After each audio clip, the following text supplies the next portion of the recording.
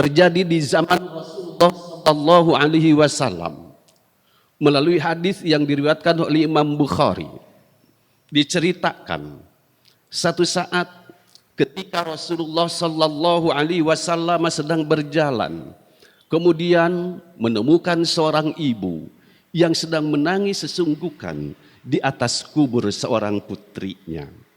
Konon si ibu ini yang sedang menangisi kuburan itu karena hanya memiliki putri satu-satunya dan dipanggil Allah Subhanahu wa taala, membuat dia itu menangis terus-menerus, menyesali dan bahkan menangis di atas kubur putrinya tersebut.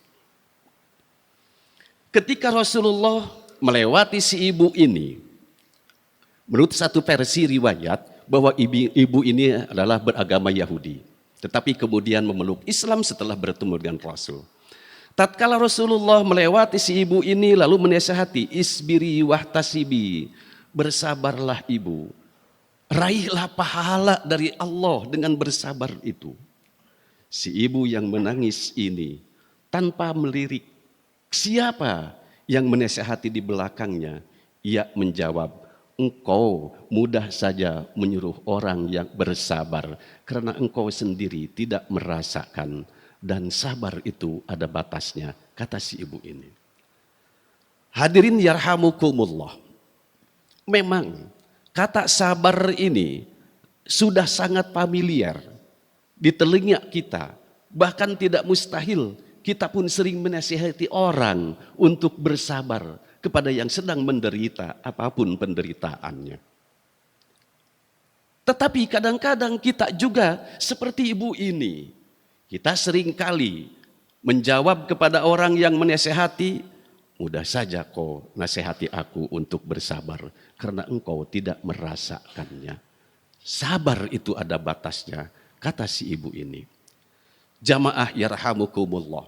Di sini ada dua kesalahan yang akan diluruskan oleh Rasul, yang akan diluruskan oleh Islam, yaitu yang pertama, memang betul kadang-kadang kita kalau sedang menderita seolah-olah penderitaan itu yang sangat berat dirasakan atau tidak ada orang lain yang menderita seperti kita. Kadang-kadang kita keceplosan kepada orang, mudah saja kau menasihatiku agar bersabar karena engkau tidak merasakannya. Itulah yang salah. Kemudian yang kedua, ini sudah biasa. Di antara kita pun sudah suka mengatakan bahwa sabar itu ada batasnya. Jamaah yarhamukumullah. Kalau sabar ada batasnya, itu sudah bukan sabar lagi. Karena kalau sabar selama seminggu, lewat seminggu ia tidak bersabar. Kalau sabar ada batasnya hanya sebulan, maka berarti setelah lewat 1 bulan, maka ia tidak sabar lagi. Inilah konsep yang salah, pemahaman yang salah di antara kita sering mengatakan sabar itu ada batasnya. Cerita ini selanjutnya. Setelah Rasul meninggalkan si ibu ini, lalu si ibu ini mencari-cari tahu siapa tadi yang menasihati itu. Dan setelah diberitahukan bahwa itu Rasulullah Sallallahu Alaihi Wasallam, maka si ibu tersebut mendatangi rumah Rasul dan memohon maaf kepada Rasul. Menurut satu versi yang mengatakan si ibu ini Yahudi, kemudian memeluk Islam sesudah dinasihati oleh Rasulullah Sallallahu Alaihi Wasallam. Lalu apa yang bisa kita ambil hikmah dari kisah inspiratif ini? Jamaah salat Jumat yarhamukumullah. Sebagaimana halnya tawakul, maka sabar pun sama. Yaitu yang pertama, ada hal-hal atau problem yang kita hadapi itu, ada yang termasuk wilayah kerja manusia. Maka hal ini hendaknya kita usahakan seoptimal mungkin untuk menghindar agar terlepas dari beban tersebut.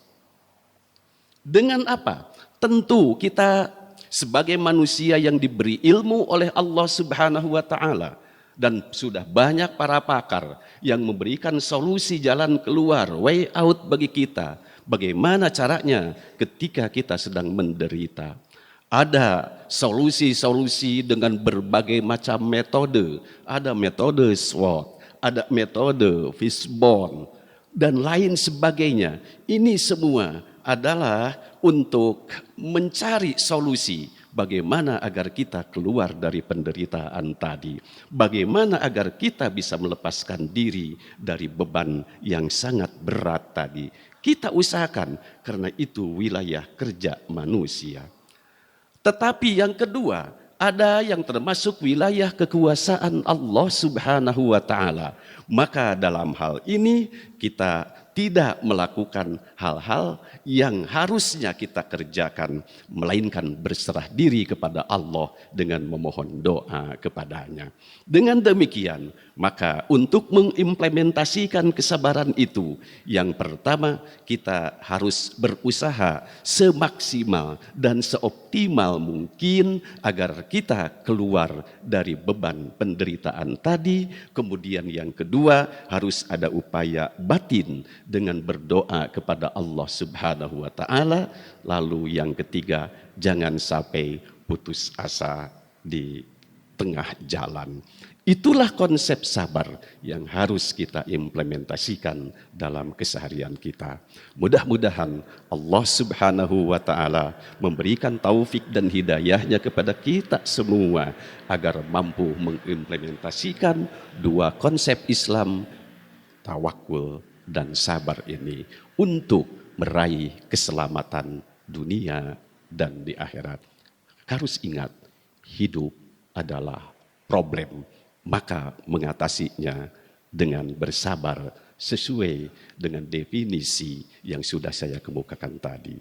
Barakallahu li wa lakum fil ayati wa dzikril hakim wa taqabbala minni wa minkum tilawatahu innahu huwas samiul alim.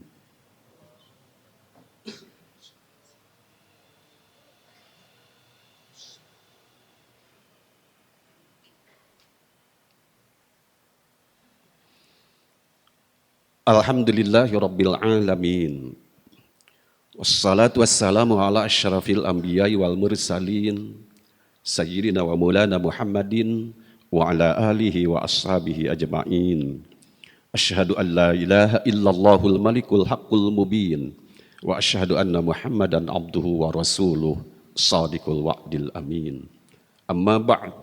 Fa'usikum wa nafsi bitaqwallahi wa ta'atihi la'allakum tuflihun.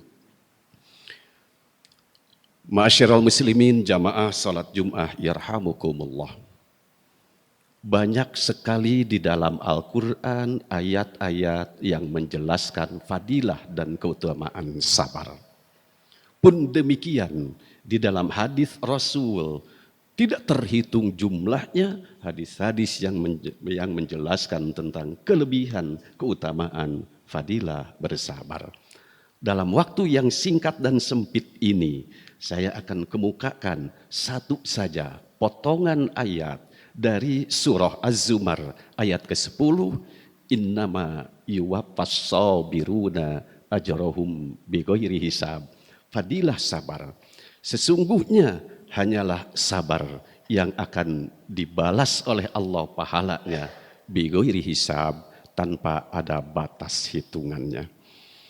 Jamaah yarhamukumullah, kalau kita renungkan bersama, ibadah mahdoh apapun di dalam Islam, Allah atau Rasulnya menjelaskan batas pahalanya. Mulai dari sholat, kemudian saum Ramadan atau saum-saum sunat lainnya, membayar zakat, dan bahkan haji sekalipun yang memerlukan pengorbanan dari mulai materi, tenaga, waktu, dan lain sebagainya, seluruh potensi kita kerahkan untuk menunaikan ibadah haji.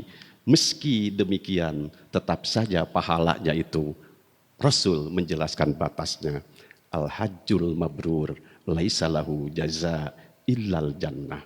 Semuanya ada batasnya, melainkan satu-satunya di dalam Islam, hanya sabarlah, pahalanya tanpa batas. Hanya Allah yang tahu berapa jumlah pahala dari kesabaran itu. Innama yuwaffas sabiruna ajrohum bighairi hisab. Allahumma salli ala sayyidina wa habibina wa syafi'ina wa ulana Muhammad wa sallim wa radiyallahu tabaraka wa ta'ala kulli sahabatihi ajma'in amin ya rabbal alamin. Allahumma gfir lil mu'minina wal mu'minat wal muslimina wal muslimat al ahya'i minhum wal amwat. Rabbana la tu'akhidna in nasina au akhtana. Rabbana wa la tahmil alaina isran kama hamaltahu ala alladhina min qablina. Rabbana wa la tuhammilna ma la taqata lana bih wa'fu anna waghfir lana warhamna anta maulana fansurna 'alal qaumil kafirin. Allahumma arinal haqqa haqqan warzuqna ittiba'ah wa arinal batila batila warzuqna ijtinabah wa la taj'alhu multabisan 'alaina fanadilla waj'alna lil muttaqina imama. Rabbana atina fid dunya hasanah fil akhirati hasanah wa qina adzabannar wa adkhilnal jannata mal abrar ya aziz ya ghafar ya rabbal alamin walhamdulillahi rabbil alamin.